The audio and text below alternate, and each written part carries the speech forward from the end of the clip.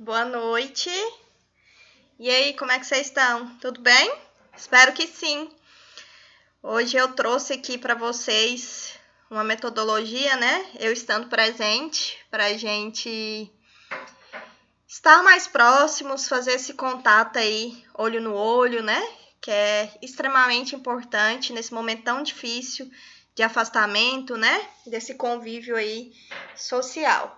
Então, para tornar esse momento mais ameno, mais tranquilo, vou estar aqui comunicando desta forma, tá joia? Então, recordem aí que na aula passada eu comentei com vocês a respeito da espiritualidade, né? Perante aí esses pacientes que passam pelo processo do paliativo. Então, para hoje, para a gente dar continuidade nessa temática, numa abordagem também que geralmente ela costuma dividir várias opiniões, não é um assunto fácil de se falar, de se propor, tá? Existem aí bastante tabus ainda conduzindo no papel no processo da morte e o morrer. E por que eu decidi trazer esse assunto para vocês hoje? Porque eu acho extremamente importante e necessário que eu, enquanto docente de vocês, trabalhe com vocês durante a academia sobre o processo da morte e do morrer, porque na maioria das vezes vocês não estarão preparados para esse processo. Nunca é fácil, né, gente? Quem que gosta de lidar com o fato de receber notícias ruins, com o fato de viver o processo do luto, o processo da morte? Então, hoje eu vou me dedicar ao máximo possível, tá? Para poder construir esse raciocínio aí com vocês, para poder construir esse conhecimento, que ele é tão importante e necessário lá quando vocês estiverem na assistência, quando estiverem lá no dia a dia de vocês, nas atividades diárias, independente da área que vocês forem seguir, o enfermeiro ele tem um papel muito importante nesse processo da morte e morrer. E por que é um papel muito importante? Porque nós, enquanto profissionais, eu gosto sempre de falar isso para vocês, a gente precisa estar bem emocionalmente. Então, temos que ter uma inteligência emocional para poder conduzir as pessoas, para poder conduzir os processos, porque na nossa profissão, a gente lida com a morte diariamente. Principalmente aquelas pessoas que se interessam aí pelo caminho da terapia intensiva. Então, é um local que a gente convive muito com esse peso, com esse conflito da morte, do morrer, das famílias, do afeto, da perda, tá? Então, neste sentido, eu achei muito importante falar sobre a morte e de que forma podemos conduzir quando estivermos lá no nosso dia a dia. Deixa eu abrir aqui o slide da apresentação. Um minutinho. Então, bora lá. Processo da morte e o morrer. A possibilidade da morte. Olhem essa afirmação e reflitam. Toda doença é uma ameaça à vida e, portanto, pode aparecer com um aceno à morte. E aí, vocês concordam com essa afirmação? O que vocês acham? Qual que é o ponto de vista de vocês? Eu concordo. É exatamente isso, né? Toda doença, independente de onde ela desencadeou, qual processo ela se iniciou, ela sempre vai ser uma ameaça para a vida, né? Por quê? Porque com o processo da doença começa a surgir várias situações que nos colocam sobre a ameaça, como um aceno ali para o processo da morte. Então, uma introdução, né? A morte, entendam que ela é um evento totalmente atrelado com a vida dos seres, ou seja, com a nossa vida, né? Pois do mesmo jeito que se nasce algum dia, o nosso corpo físico, ele também falece. Então, é a lei da vida. A gente nasce, em algum momento da nossa vida, a gente vai falecer. E durante esse processo de morrer, existem vários sentimentos, sensações que são ali projetadas na mente do indivíduo que está vivendo, que está passando por aquela situação. E também dos profissionais de saúde que ali estão acompanhando. Então, lembrar sempre que esse processo da doença, esse processo do óbito, esse processo do luto, ele envolve um número grandioso de pessoas, porque eu não consigo tratar isso de forma isolada, de forma singular. Não, eu tenho o paciente, que é o principal, é o meu objeto principal, mas diante dele, eu tenho várias pessoas que estão ali conduzindo aquele processo e que também estão envolvidas no processo, certo? Nós, enfermeiros, estamos dentro de uma profissão que a gente está praticamente 24 horas presente com o paciente e que esse paciente ele pode evoluir a óbito naquele momento que você está ali com ele, porque pode ocorrer algum tipo de acometimento que não era esperado no decorrer do seu plantão. E somos nós, enfermeiros, que estaremos mais perto deles para poder dar o apoio, para poder prestar o socorro. Então, é por este fato que precisamos ter uma preparação, tá, gente?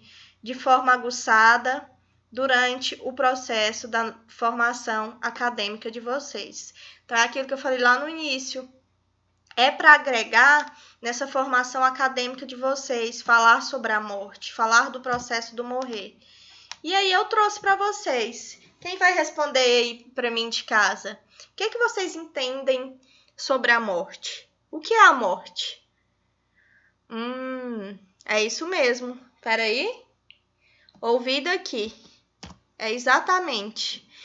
A morte, ela quer dizer o óbito, o falecimento. É uma cessação ali completa da vida daquele indivíduo, da sua existência, tá?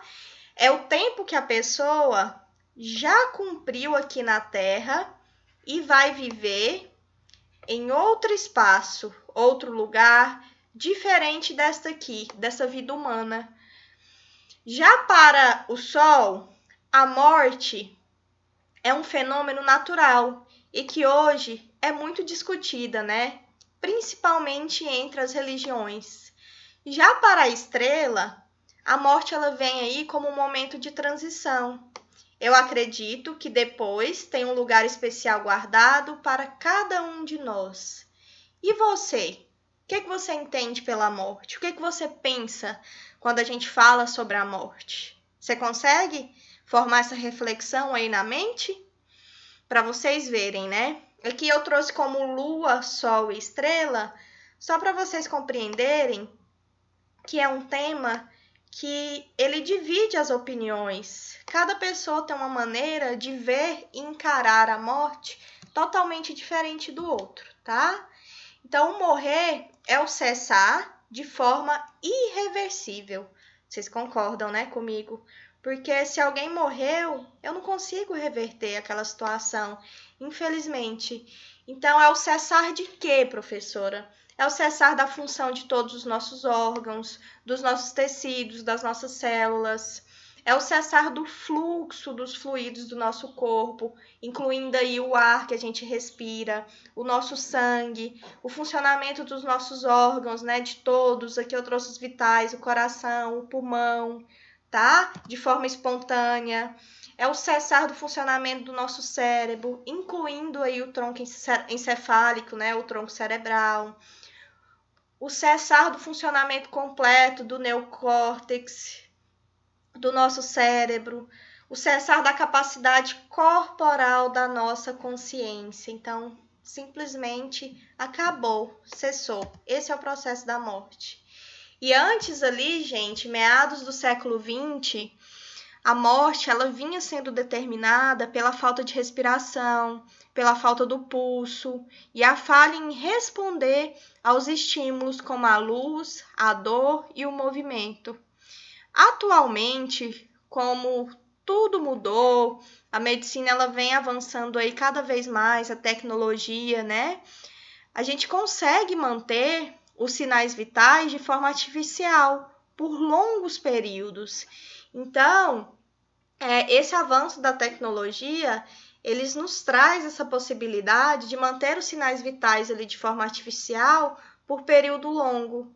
Nesse caso, eu pergunto para vocês, estará a pessoa viva ou morta? Quando eu falo que alguém ele vai estar ali de forma artificial por um período longo, sendo mantido com seus sinais vitais, alguém consegue me responder? Que tipo de situação é essa? Pensem aí um pouquinho. Isso mesmo. Quando eu falo nesse sentido, gente, tenham em mente aí a morte cerebral, tá? A morte encefálica. É uma situação extremamente delicada que esses pacientes graves evoluem ali no ambiente e que a gente tem que ter um trabalho bem próximo, de muita competência, de muito conhecimento para poder abordar, fazer esse diálogo com as pessoas, porque não é fácil a aceitação. O que vocês entendem aí pela morte cerebral, que hoje, né, a terminologia ela nos traz como morte encefálica? É o termo que foi definido para determinar que a pessoa está de fato morta, ou seja, quando o cérebro ele deixa de funcionar, tá? A morte encefálica ou coma irreversível, ele é considerado morta quando não recebe e não responde mais aos estímulos, não tem nenhum tipo de movimento ou respiração, não tem reflexos, o eletro daquela pessoa, o eletroencefálico, ele vem ali apresentando sem atividade, que é esse exemplo aqui, ausência de circulação de sangue e para o cérebro, tá, gente? Então, esses são alguns sinais que nos trazem aí uma manifestação clínica de pessoas que estão ali evoluindo com a morte encefálica, tá bom? E aí as unidades, elas implantam os protocolos, né? Para poder fazer esse acompanhamento, para poder chegar nessa decisão de que esse paciente realmente ele está com morte encefálica. Isso envolve várias pessoas, várias condutas, tá? Tem que ter uma avaliação de forma completa, não é um médico só que vai dar esse diagnóstico, que vai bater esse martelo. Eu tenho que ter uma opinião diferente de pelo menos 2 médicos. Tem um protocolo a se seguir de teste relacionado à respiração, à temperatura. Então, tudo é seguido de forma muito criteriosa para que esse diagnóstico ele seja fechado de forma muito responsável, porque isso envolve muita coisa, né, gente? E os critérios de morte encefálica eu trouxe aqui a título de conhecimento para vocês, ele é puramente clínico, tá, gente? Mas 2 pontos, eles são básicos e indispensáveis para se definir essa conduta. Então, o primeiro ponto é que a causa dessa lesão cerebral, ela seja conhecida, tá? Seja ela estrutural ou metabólica. Então, esse é o primeiro critério para que se defina ali uma morte encefálica. O segundo é que as estruturas vitais do encéfalo, necessárias ali para manter a consciência e a vida vegetativa, elas estejam irreversivelmente lesadas, tá? Então, foquem aqui nesses 2 critérios, quando vocês estiverem lá na prática, para vocês lembrarem como que acontece esse fechamento do protocolo da morte encefálica. Então, como em toda aula, eu gosto de trazer uma diferença aí do histórico, do século que a gente vive para o século anterior, aquele século que já se passou. Então, qual que é o histórico, em se falando do processo de morte e morrer? Na Grécia Antiga, acreditava-se que os médicos eles tinham o poder da cura delegado para os deuses. Daí, tornaram-se semideuses. numa sociedade em que as relações sociais eram rigidamente definidas entre os cidadãos e os não cidadãos, ou seja, os escravos e os estrangeiros. O que os médicos determinavam deveriam ser cumpridos sem questionamentos. O que vocês entendem quando eu falo esse trecho aqui, ó? Os médicos determinavam coisas que deveriam ser cumpridas sem questionamento. O que muda hoje no século XXI? Hoje a gente tem a presença da ciência totalmente ao nosso favor. Vocês concordam? As condutas, as terapêuticas, os diagnósticos, elas são embasadas em processos científicos que, em outros séculos, lá no século XIX, XX, por exemplo, a gente não tinha esse apoio. A gente não tinha essa ciência ao nosso favor. Eram os médicos que determinavam, cumprindo ali sem nenhum tipo de questionamento, ou seja, eles estavam ali totalmente interligados pelaquela cultura dos deuses e era naquilo que eles acreditavam, tá? Então, no decorrer das mudanças, na decorrer aí dos séculos, Descartes fundamentou aí o método científico em sólidas bases racionais, deixando de lado os deuses e passando a divinizar a própria ciência médica. Olha aí, foi exatamente o que eu acabei de falar para vocês.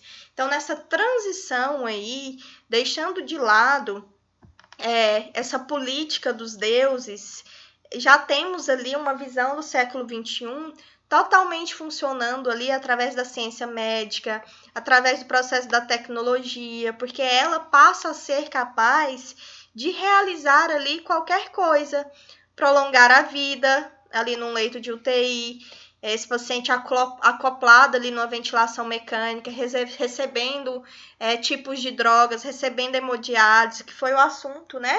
Que a gente conversou lá na aula que eu falei da eutanásia, da ortotanásia. Então, através dessa tecnologia, a gente consegue aí também aumentar o bem-estar da população e, em alguns casos, evitar ali o processo da morte, tá?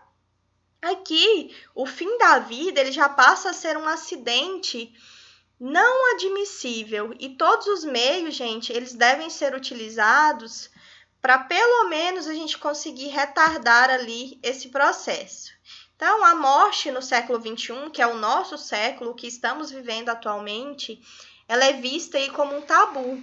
Só que, por outro lado, o grande desenvolvimento aí de vários campos, de várias ciências, ele nos permite agir com a cura de vários processos de doenças e tendo aí também um prolongamento da vida. Concordam aí com essa diferença?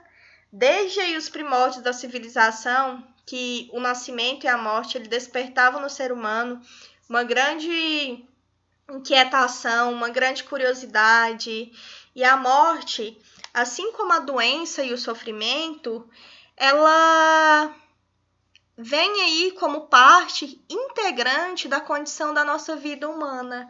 Então, é o processo, tá? Nascer, morrer. É o processo da nossa condição humana, tá joia? Então, quando a morte ela se anuncia na nossa vida, ou na vida de seres da nossa intimidade, pessoas que são próximas da gente, né? Que ela vem aí sendo anunciada através de uma doença incurável, ou nas premissas de uma sentença que ela é irreversível, a gente fica numa situação demasiada, a gente se abala, a gente fica triste, né? Por tudo aquilo que está acontecendo, tá? E a gente acaba se entregando ali para as considerações gerais sobre a morte. Não é um processo fácil, né? Quem já viveu esse processo aí na família, com os amigos, como profissional de saúde, enfim, em toda a área que você estiver, que você tiver que passar por esse processo da morte, do luto, sempre vai ser uma nova descoberta, sempre vai ser um processo delicado, tá? Mas que com muito diálogo, muita compaixão, muita compreensão, a gente consegue fazer aí, pelo menos o alívio desse sofrimento com essas pessoas, tá? Então, nessa realidade do nosso século, do século XXI, essa atitude de tentar preservar ali a vida do outro a todo custo, ela é responsável por um dos maiores temores do ser humano na atualidade, que é o prolongamento ali de ficar naquele leito de UTI, passando pela situação do sofrimento, criando ali lesões por pressão, em uma situação de anasarca, de edema. A gente conversou sobre isso naquela aula anterior. E eu trouxe essa imagem para solidificar aí melhor esse processo do que é tentar preservar a vida do outro ali a todo custo num leito de uma UTI. São vários equipamentos, é uma pessoa aqui deitada que ela não consegue se mobilizar sozinha, tá? E quando eu acabo tendo esse paciente nessa situação, eu tenho a vida dele mantido ali às custas de muito sofrimento, tá? É uma pessoa que vai estar ali solitária num leito de UTI ou num quarto de hospital também, e tendo aí como companhia apenas os monitores, os tubos e as máquinas, tá? Então, torna-se aí, por isso, com essa contextualização, fundamental recuperar o sentido da naturalidade da morte. Eu sei, gente, às vezes eu tô falando aqui de uma forma natural com vocês, vocês podem estar pensando, mas quanta frieza, né? Duvido se fosse com ela. E é exatamente assim que a gente pensa mesmo.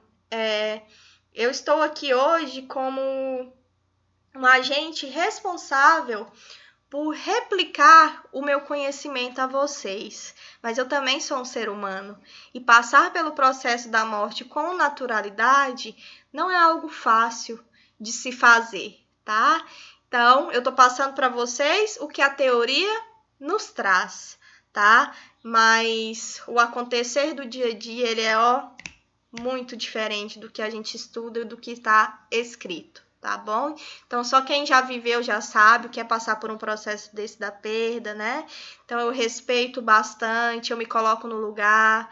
Então, a maioria das literaturas, ela traz mesmo para a gente tratar esse processo da morte como algo natural, voltar aí a encarar como um processo inerente à nossa condição humana e deixar de pensar que foi um acidente ou um acontecimento que podia ser evitado. Lógico, né? Toda regra ela tem suas exceções.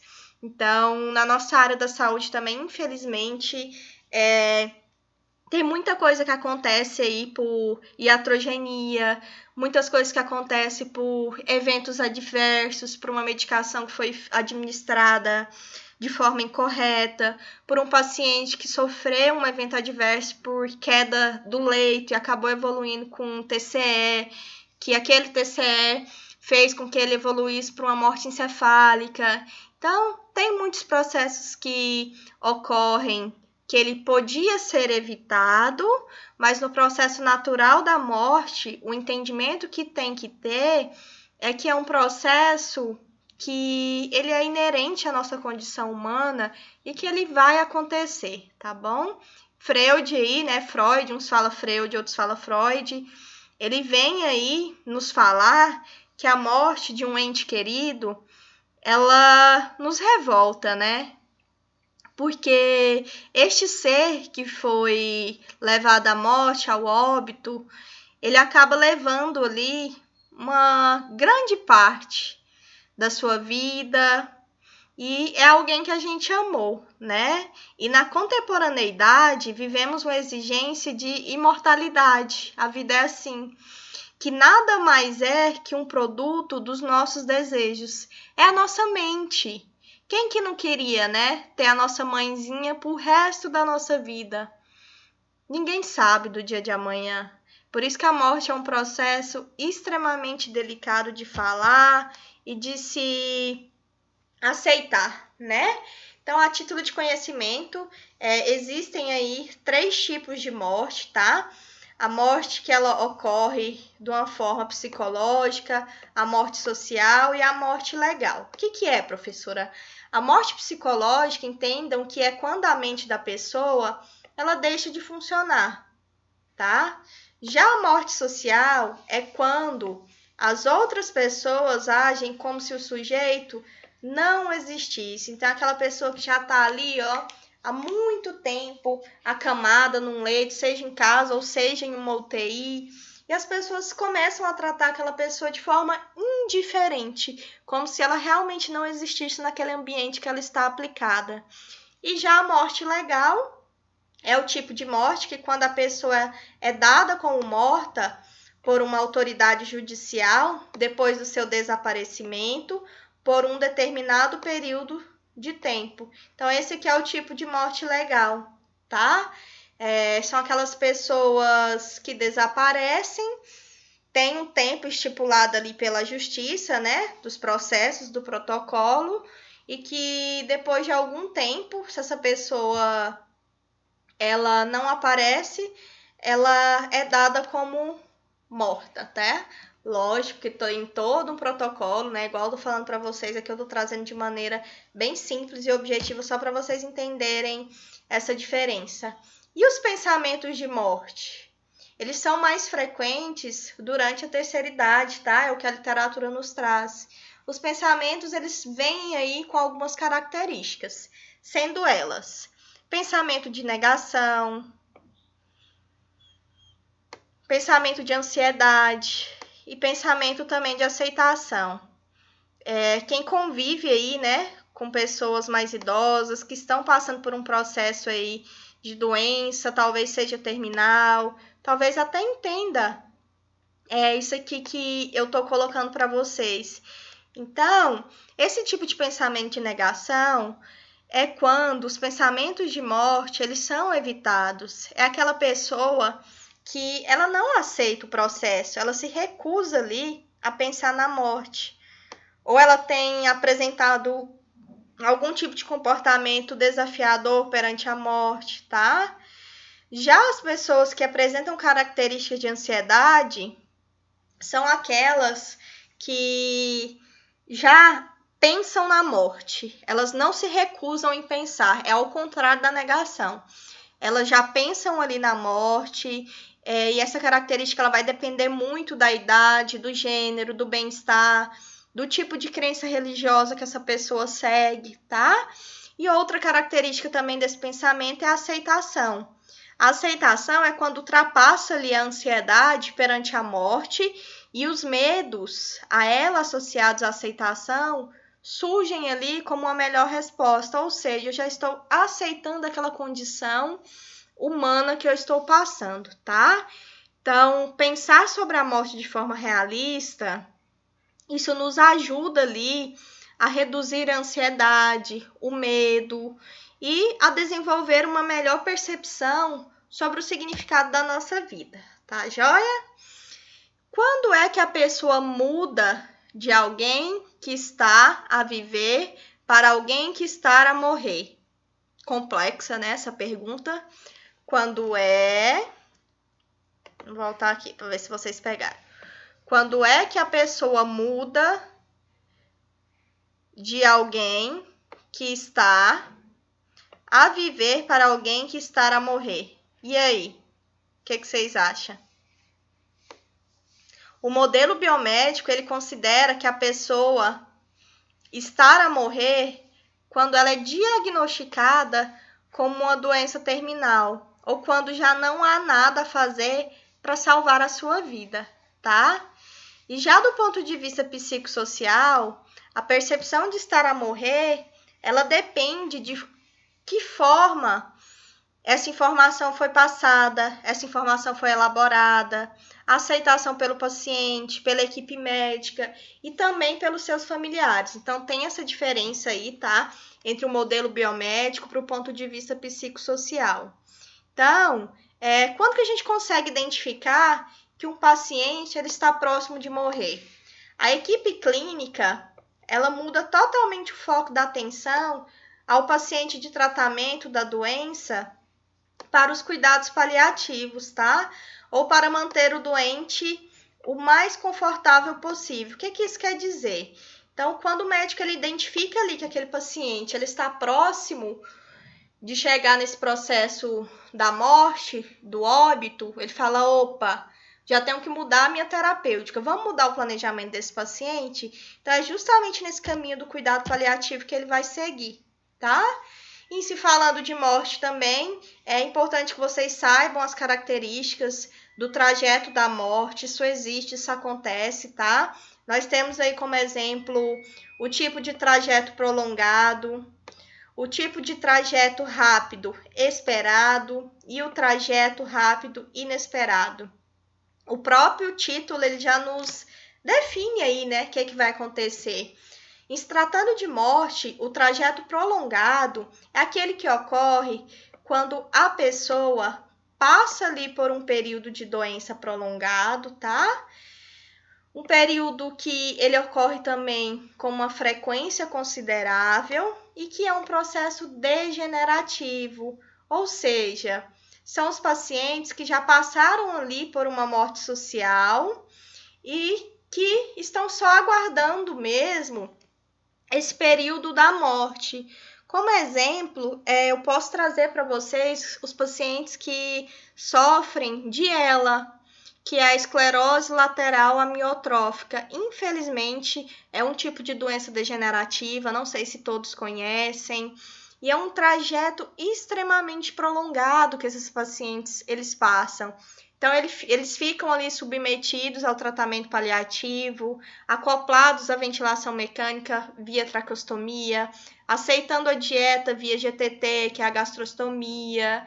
Então, é um trajeto extremamente prolongado e que esse paciente ele passou por esse processo da doença sendo também prolongado, com frequência e degenerativa. Pegaram aí o trajeto prolongado?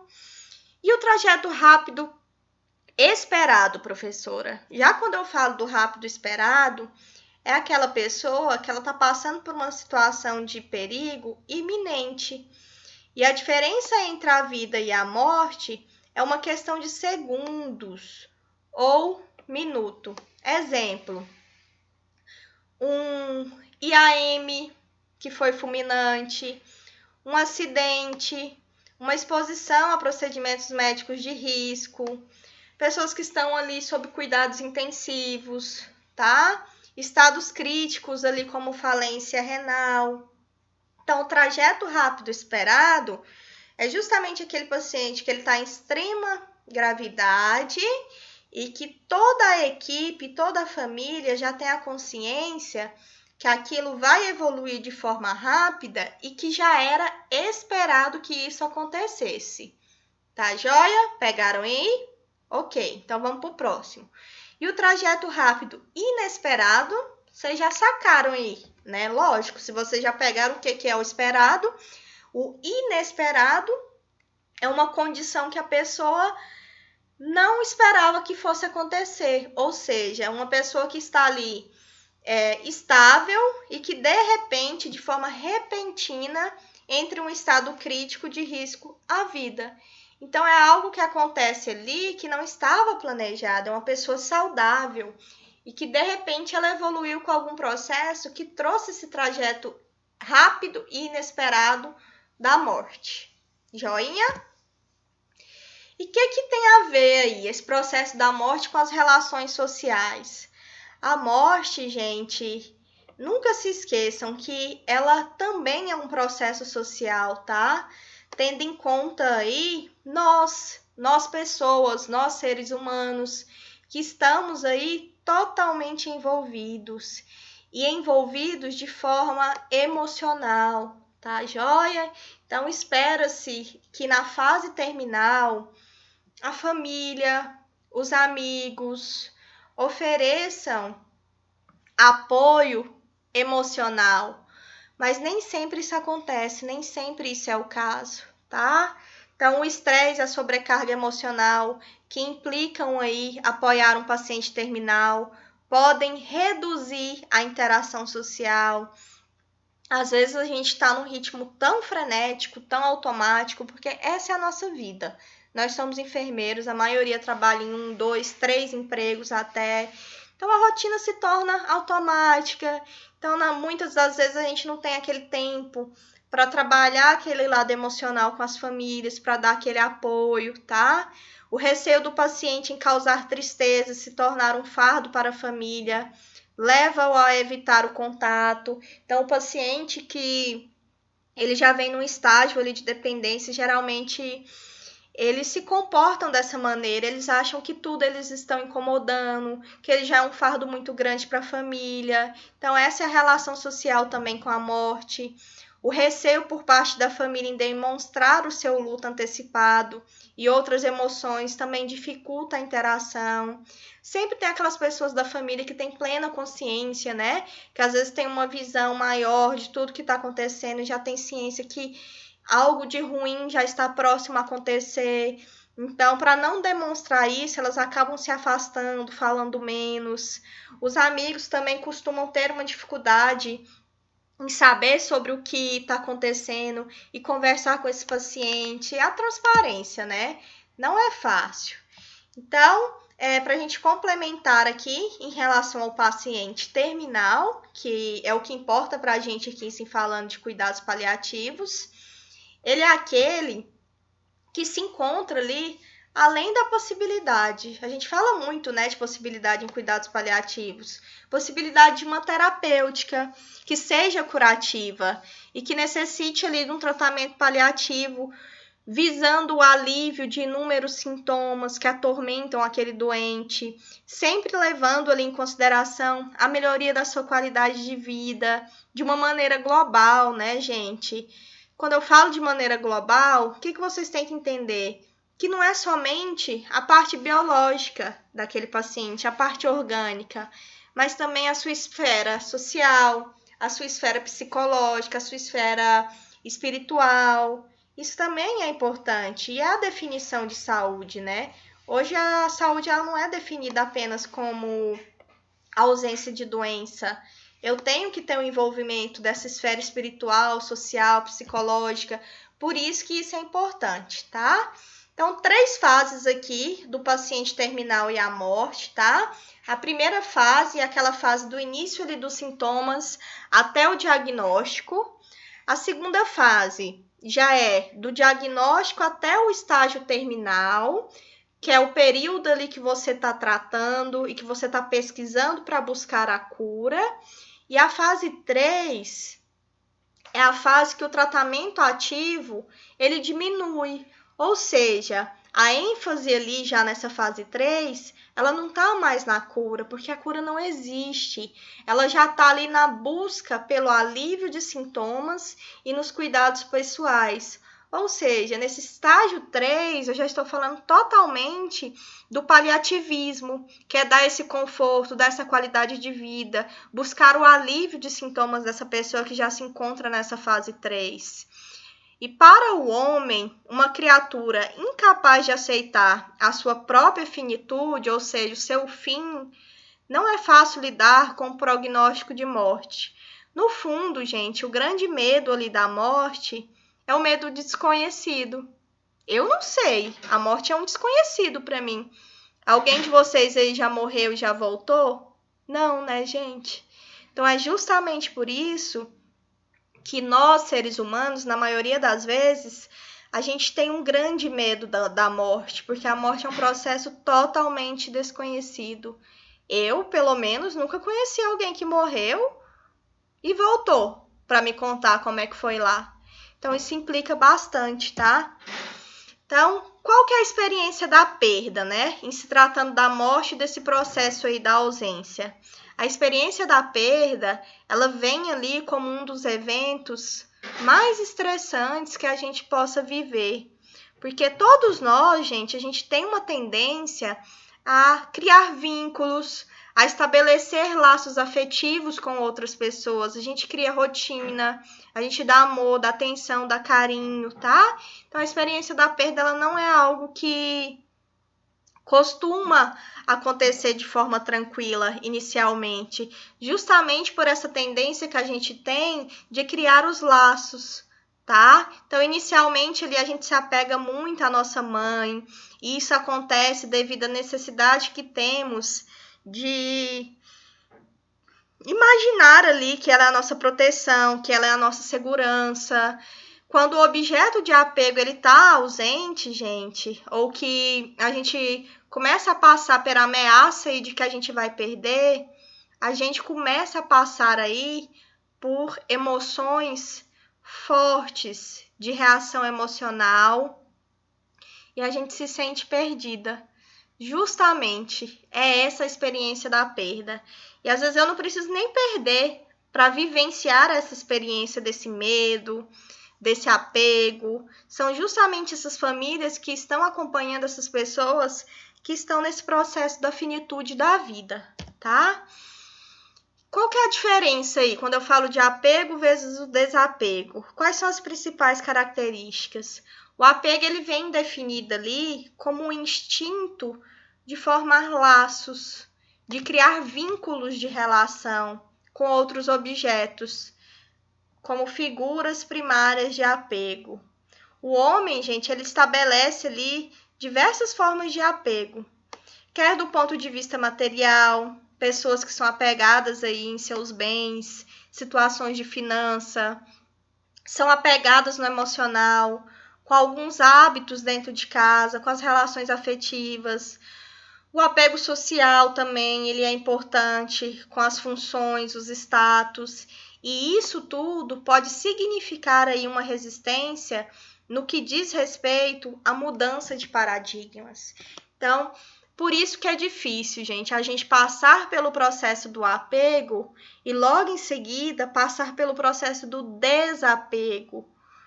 Não deve ser fácil, né? Você desapegar de algo que você criou, você vinculou laços fortes desse ponto de vista material, social, emocional. Então é por isso que o processo da morte, ele implica aí em muitas razões, tá?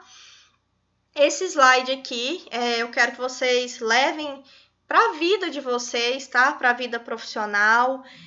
Lembrem de mim lá quando vocês estiverem passando pelo processo de estar acompanhando a informação, de dar a notícia de um diagnóstico ruim para alguma pessoa. Vocês serão enfermeiros e vocês irão passar por isso. Dar o resultado de uma notícia triste, de uma doença terminal. E toda pessoa, todo paciente, dificilmente não, todos os pacientes, provavelmente, eles vão passar por esses estágios aqui, ó, desse slide. Então, acabei de receber a notícia de uma doença grave e terminal. Então, é exatamente por esses processos que essa pessoa vai passar. A primeira fase é a fase de choque e negação, a segunda é a fase da raiva, a terceira é a barganha, a quarta é a depressão e a quinta e última é a fase da aceitação. Então, para eu chegar nesse momento aqui, gente, eu já sofri demais nos 4 que ficaram para trás. Isso aqui não é só no papel não, tá? Isso aqui não é só na teoria. Geralmente, pessoas que recebem aí a notícia, o diagnóstico de algo que é muito difícil, que é grave, é o processo natural que essas pessoas passem por toda essa fase, tá? E esses conceitos eu tirei do livro do Processo da Morte e Morrer, da Elizabeth, tá? É um livro bastante conceituado, que eu vou estar passando para vocês também, fazer uma síntese. E não se esqueçam, levam isso aqui para a vida. Qual que é esse primeiro estágio dessa pessoa que acabou de receber essa notícia de uma doença grave terminal? O primeiro estágio é o estágio de choque e negação. Já estou falando para você que é uma fase de negação. O que você já entende aí? A pessoa age com bastante perplexidade, recusa-se a aceitar aquele diagnóstico. Elas tendem ali a agir com a não aceitação, de culpar o médico pelo diagnóstico, de querer procurar vários médicos, até achar aquele que a tranquilize com algum tipo de terapia alternativa, mágica. Porque, às vezes, gente, essa pessoa que recebeu essa notícia, ela quer escutar algo totalmente diferente do que é real.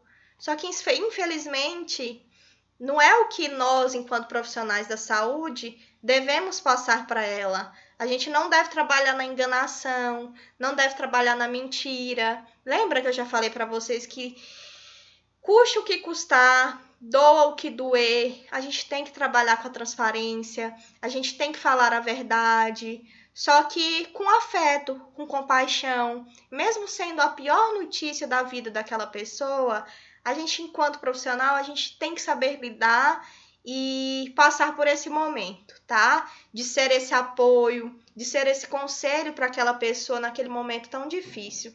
Então, a característica, a primeira de choque e negação, é aquela pessoa que recebe a notícia, ela age com perplexidade, ela recusa aceitar o diagnóstico, ela procura outros profissionais, ela vai em 1, 2, 3, para ver se aquela notícia ela muda diante do que ela quer ouvir de notícias boas. E alguns pacientes, eles não ultrapassam esse estágio, ou seja, eles não conseguem evoluir para aquele estágio 5º, que é o da aceitação. Então é triste. Além dessa pessoa estar passando por um processo orgânico, fisiológico da doença em si, a mente dela também está totalmente insatisfeita, totalmente destruída, que ela não consegue sair desse processo de negação. O segundo estágio que essa pessoa ela costuma passar ao receber essa notícia ruim é o estágio da raiva, ou seja, ela começa a questionar o mundo, ela começa a questionar as pessoas, ela começa a questionar Deus, do porquê, por que eu, com tantas pessoas no mundo, mas com a percepção ali de raiva, culpando as pessoas, então ela enfurece ali contra a sua família, contra o médico, contra os seus amigos, contra Deus, tá? Então é uma fase muito difícil também, mas que ela passa também. É difícil ali de se tratar. Ela tem um sentimento de raiva tão grande ali que ela age com um desejo inconsciente de maior controle em situação que se sente ali impotente. Então, o segundo estágio é a raiva, tá joia? O terceiro é a barganha. O que é barganha, gente? São as promessas. Essas pessoas, elas começam ali a negociar com Deus, começam a negociar com os médicos, com as suas famílias. São as famosas promessas, tá? De salvação. Então, ela começa a fazer a promessa que se a cura vier, ela vai deixar de comer tal coisa, ela vai ofertar um dinheiro para tal comunidade, ela vai pagar a promessa de ir de joelho a determinado local. É a fé, gente. O processo da barganha são as promessas e aqui envolve muito a questão espiritual dessas pessoas. Que se ela for boa, se ela agir de uma maneira melhor com as pessoas, a partir desse momento ela vai ser curada. Então aqui entra um leque de situações, tá? Mas barganha, entendam o que quer dizer a parte da negociação, seja com Deus, seja com a família, seja com o profissional. Esse é o terceiro estágio.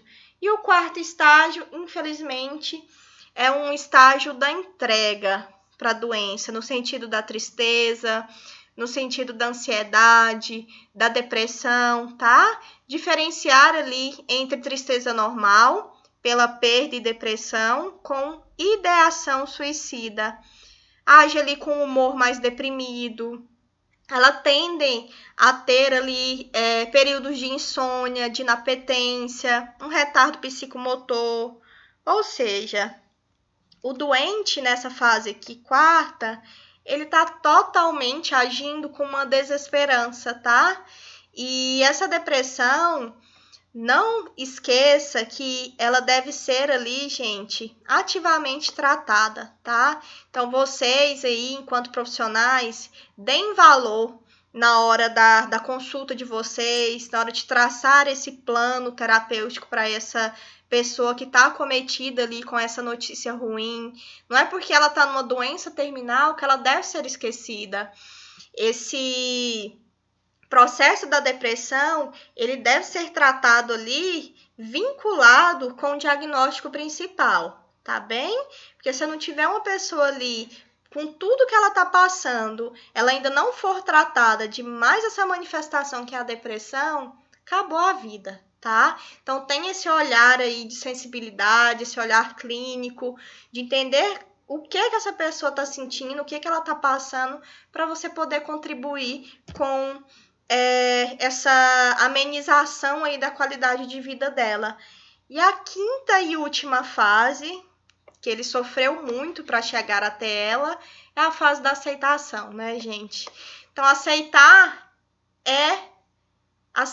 a morte como evento inevitável e natural da vida. Então, pronto, passei pelo 1, pelo 2, pelo 3, pelo 4, ok, me rendi. Realmente, esse é o meu diagnóstico, estou numa situação difícil, posso morrer a qualquer momento e é um processo natural da minha vida. Então, eu precisei sofrer muito para chegar aqui nesse nível 5, tá? Então, geralmente, nesse nível aqui, esses doentes, ele tem um apego à religião muito grande, ele já começa a falar sobre o testamento, começa a organizar seus documentos, já começa ali trabalhar com as despedidas em relação à família, seus entes queridos, tá? Então, essa é a última fase. Então, não se esqueçam, tá? É importante vocês levarem esses estágios para a vida clínica, para a vida assistencial de vocês, que é exatamente isso aqui que você vai passar quando você estiver lidando com o processo de comunicar esse tipo de notícia para os pacientes. O diagnóstico ele é médico, mas lógico, ninguém trabalha sozinho. Então, a equipe de enfermagem ela é fundamental nesse processo de apoio, de acompanhamento com essas pessoas com doenças terminais, tá bom? Então, aqui também, só a título de conhecimento, existem os níveis de conhecimento de pacientes terminais, tá? Existem aqueles ali que são conhecidos como conhecimento aberto, que ambos sabem do problema, ou seja, toda a equipe que está cuidando do paciente, elas têm noção da gravidade, mas também o paciente, ele está coberto de orientações e tem ciência do que está acontecendo. Já o conhecimento de mútua dissimulação é aquele tipo de conhecimento que todos fingem que os outros não sabem.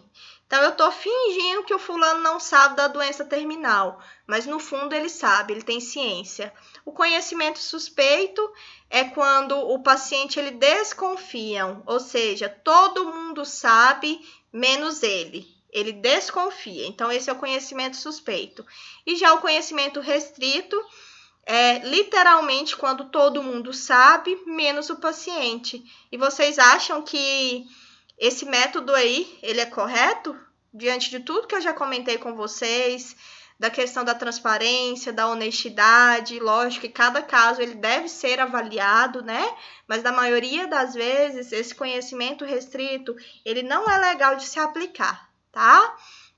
Então, vamos chegar aqui na parte que realmente faz sentido para a gente, nós enfermeiros, que é a parte de abordar, de que forma que a gente vai atuar, professora, já que a senhora explicou os conceitos, as fases. Então, bora lá? De que forma que eu, na área enquanto enfermeira, eu tenho que me direcionar a essa pessoa que está ali naquele estágio terminal? Então, lembrar sempre, gente, de abordar questões emocionais do paciente, quais são seus medos, a sua insegurança em relação à morte, tá?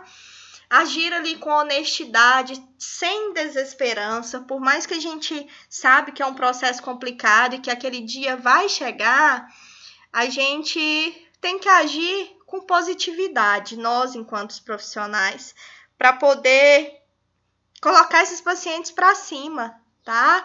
É lógico que a gente também não pode enchê-los de esperança, porque isso gera muita expectativa, tanto neles quanto nos familiares, mas agir ali de forma honesta e fazer tudo que a gente tiver que fazer até o final, tá? Ter um controle ali vigoroso da dor, então vamos ficar atento àqueles pacientes, principalmente que estão em uso ali de opioide, se coloquem no lugar, doença terminal, câncer, um exemplo, que esses pacientes, eles desenvolvem ali um processo de dor, gente, que é muito desgastante, é muito triste, então, visão da enfermagem atenta aos sinais, fazer a escala da dor, tentar entender se está tudo bem, o que você pode fazer para melhorar. É um posicionamento na cama, é uma fralda que está suja, que está incomodando, trazendo dor para aquele paciente. Então, tem tanta coisa que a gente consegue melhorar fazendo esse controle, tá? Pacientes nervosos, que estão sem paciência, que estão com raiva, porque a maioria deles, eles agem dessa forma, e não é porque eles querem, é pelo contexto, pela situação que eles estão vivendo. Então, vamos agir ali com empatia, tentar sermos neutros, agir com neutralidade, tá? Não levar pela questão pessoal, nós estamos ali como seres humanos e também profissionais. E trabalhar ali sempre em colaboração com a família do paciente, tá? Então, quando eu falo aí do paciente terminal, a gente tem que lembrar que esse terminal tem um tipo de gestão. E o que é isso, professor? A gestão do paciente terminal, ela vai acontecer ou a morte no hospital ou a morte na residência. Vai depender de em que momento que aquele paciente está. Os hospitais, ele tem ali os meios para prolongar a vida do paciente o máximo possível e tem uma equipe clínica preparada para manter o paciente terminal de forma confortável. Isso vai muito naquelas discussões que a gente discutiu na aula da ortotanásia, vai manter, não vai manter, vai dialisar, não vai dialisar. Então, isso aí vocês só vão saber lidar quando vocês estiverem lá atuando, tá? Há pouca atenção às necessidades psicossociais do paciente, o ambiente pessoal e institucional do hospital não favorece o bem-estar mental, é extremamente horrível para os familiares, para os acompanhantes, é desgastante, porque geralmente esses pacientes em doença terminal, eles já têm uma longa história, então essas famílias elas já estão desgastadas, tá? Nem sempre a equipe clínica ela está preparada para lidar com o processo de morte do paciente. Vocês estão vendo só a importância? Se eu estou trazendo para vocês que ainda estão aqui na universidade, imagina para essas pessoas que já estão lá trabalhando. O meu relato da minha vida é que os primeiros momentos, eles foram difíceis para mim. E olha que eu já iniciei trabalhando em terapia intensiva. Então, assim, as primeiras mortes, claro que elas nos fazem refletir muito, porque a gente acaba criando vínculo, a gente conhece a história, mas tudo é uma questão de tempo, de evolução, de maturidade, de espiritualidade. Então, com o tempo, vocês vão adquirir essa experiência, essa inteligência emocional para saber lidar com esse processo da morte dos pacientes, tá? E o morrer em casa é o processo ali que muitos pacientes em doença terminal, eles preferem morrer em casa, perto da família, justamente por esse conforto emocional que se pode proporcionar, por estar longe dos monitores, das agulhas, de pessoas desconhecidas, tá? Então, ter um paciente terminal em casa requer muito cuidado também. É algo muito especial. Você tem que ter recursos, tá? Na maioria das vezes, as famílias, elas não são capazes de oferecer. Então, esse aqui é para um nível mais avançado de cidades que trabalham ali com serviço de home care, de famílias que têm condições de bancar isso de forma particular, ou pelas operadoras e pelos convênios. Então, não é algo que eu vou decidir, eu vou pegar minha mãe, meu pai, tá numa doença terminal, eu vou levar para casa. Não. A gente tem que ter toda uma estrutura, um preparo, uma organização, tá? Então, o fardo emocional envolvido no processo de cuidar de um paciente terminal, ele pode gerar aí um desgaste familiar. Quem cuida, gente, do doente terminal em casa, ele acaba sendo adoecido também. É muito desgastante fisicamente, emocionalmente, mas experiência de quem já viveu, eu tive uma vivência no home care de muito tempo também lá em Brasília. É algo que vale a pena, né? Você tá fazendo algo por alguém ali que é o amor da sua vida. Então, tem os dois lados da moeda, tá? Mas o processo de morrer em casa para doentes terminais, as literaturas trazem que é algo muito, muito, muito mais confortável para a vida dessas pessoas, tá? Então, já que falamos do processo da morte até aqui, agora eu vou trazer aqui de forma bem objetiva qual que é o nosso papel após a morte, o luto, lidar com a dor, lidar com a perda. Qual que é a importância, né, desse processo de luto? Então, o luto, ele é a resposta emocional consequente da perda de um ente querido. Então, isso que significa viver o processo do luto, tá, gente? É a forma ali como as pessoas reagem à perda. Depende muito de como elas entendem a morte, o que é muito influenciado pela cultura. Ou seja, é todo um contexto. Então, se foi um processo de morte, que ele já foi preparado, que ele já foi organizado, e que todas as pessoas já estavam cientes que aquilo poderia acontecer a qualquer momento, esse processo do luto ele acaba acontecendo de uma forma mais confortável e mais tranquilo. Mas algo que não estava programado, perdas trágicas, já é um processo mais difícil de se lidar. Então, a forma com que as pessoas elas expressam ali a dor da perda, ela vai obedecer os padrões específicos de cada sociedade, tá? Então, é importante que as pessoas sejam capazes de fazer o luto após a perda, de modo a retomar a vida. A gente sabe, né, gente, que a realidade ela é diferente, é um processo doloroso, requer tempo para voltar cada pecinha para o lugar, para poder voltar à sua vida ali no dia a dia. Então, isso aqui a gente só sente e vive quando a gente realmente passar, tá?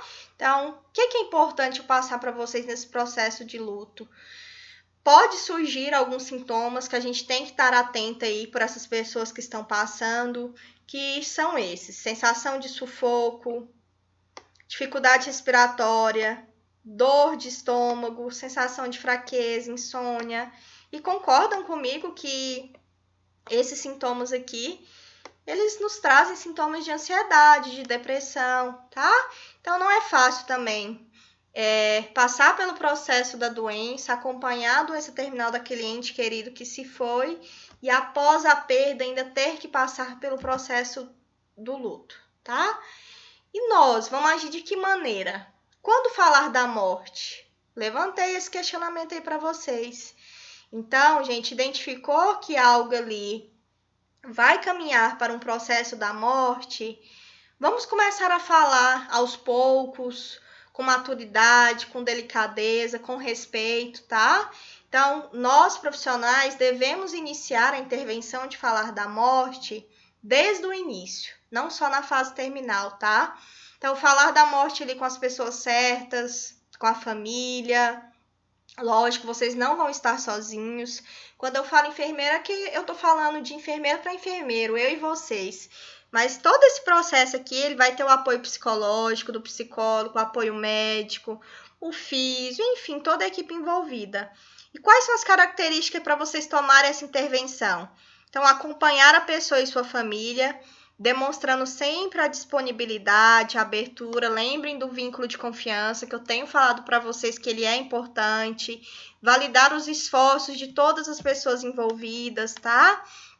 Pensar aí em forma de avaliações prévias, entender como que é o funcionamento daquela família, como que eles agiram ali perante situações de doenças e lutos anteriores que já se passaram, se eles estão cientes do contexto, do significado da doença naquele momento, como a família ela compreende o processo da morte. Isso aí são características que vocês vão pegando no dia a dia, no momento da visita ali vocês conseguem captar essas informações.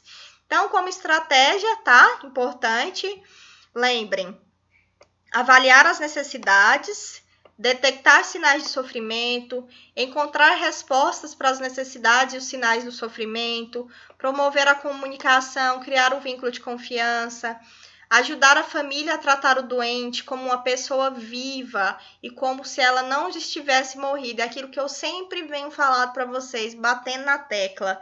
É uma pessoa que está em doença terminal? É, mas é um ser humano. Então, a equipe ela vai fazer o banho no leito, ela vai executar como qualquer outra pessoa que está ali. Ela vai fazer a troca de fralda, ela vai administrar a medicação, ou seja, ela vai fazer tudo que tiver ao alcance dela até o último segundo de vida daquela pessoa, tá? Então, estar presente ali sempre que necessário para aquela família, dar o apoio, prestar o apoio durante o período da morte, tá? Isso é importante. Então, vocês já sabem, mas não custa relembrar um slidezinho aqui. baseada aí nos cuidados paliativos. Lembra que o paliativo, ele se baseia em princípio, tá? E não em protocolo. Então, não vou fazer essa leitura aqui com vocês pausem aí a videoaula, fazem essa leitura para vocês associarem. Então, para a gente finalizar aqui, que eu já empolguei demais no assunto, o que é importante a gente finalizar na aula? Que quando vocês identificarem ali o processo de morte, vocês enquanto profissionais da saúde, intensifiquem, gente, esse cuidado. Busca aí proporcionar para esse paciente, para essa família, o mínimo de sofrimento e o máximo de dignidade, tá? É muito importante. O mínimo de sofrimento e o máximo de dignidade, tanto ao paciente quanto para os seus familiares, tá? Assumir ali uma postura de ouvinte, valorizar o silêncio nos momentos que são pertinentes. Essas atitudes, elas são fundamentais, tá? Então, celebrar a morte faz-se necessário. Em que sentido? Eu não estou falando em comemorar, celebrar. Entre tantas necessidades, o morrer exige diálogo, exige presença, a generosidade, a compaixão, a transparência, a sinceridade, tá? Então, a velhice, ela é a mais longa e a última fase da vida humana. Então, a morte, ela faz parte da vida e não pode ser um segredo, tá? As pessoas morrem, mas elas não evaporam. Então, o cuidado com esse momento, gente, ele é fundamental, tá? Então, aí, reflita um pouquinho sobre os cuidados ao final da vida, para vocês, para as pessoas que estão ao lado, que vocês amam. Como que vai ser esse cuidado ao final da vida? Onde? Por quem? Quanto de cuidado queremos? E até quando? É difícil, né? A gente pensar nisso, porque a gente nem pensa na morte. Quem que quer morrer agora? Então é algo que a gente não para pensar, para refletir. Mas de maneira madura e profissional, a gente consegue fazer essa reflexão aí e tentar ajudar as pessoas que estão à nossa volta. Esse é o referencial bibliográfico que eu usei para essa aula, tá? Espero que vocês tenham compreendido aí o sentido, qual que foi o meu propósito, tá? Na aula, de trazer, de plantar essa sementinha para prepará-los para o que vem logo à frente da vida profissional de vocês. É duro, é difícil, é triste, mas em meio a esse processo de morte, existem muitos momentos bons de cura, de tratamento, de alta. Então, a vida da gente, ela é assim. Cuidar é dar lugar dentro de mim ao sofrimento do outro. E é justamente para isso o propósito da enfermagem, tá bom? Então, um grande beijo aí em todos e até a próxima aula.